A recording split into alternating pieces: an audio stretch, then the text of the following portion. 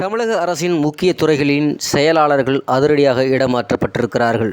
அது குறித்து நமது கடையர் செய்தி பிரிவில் என்ன என்பதை பற்றி நாம் பார்க்க போகிறோம்.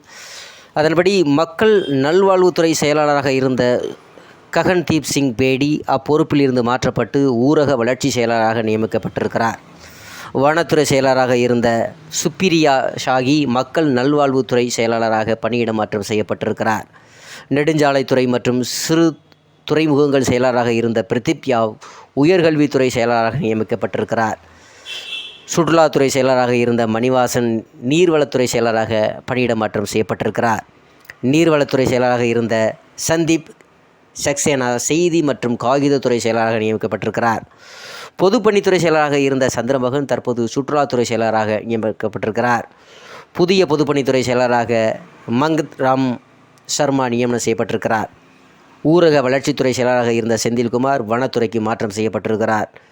நெடுஞ்சாலைத்துறை செயலாளராக செல்வராஜ் நியமிக்கப்பட்டிருக்கிறார். தமிழக அரசின் கேபிள் டிவி இயக்குநராக இருந்த ஜான் லூயிஸ் தற்போது தமிழக அரசின் சமூக பாதுகாப்பு திட்டங்களுக்கான இயக்குநராக நியமனம் செய்யப்பட்டிருக்கிறார் என்பது குறித்து நமக்கு செய்திகள் வந்த வண்ணம் இருக்கிறது என்பது கடையரின் வாடிக்கையாளருக்காக இந்த வெளியில் பொதுமக்களினுடைய பார்வைக்கு நாங்கள் வைக்கிறோம்.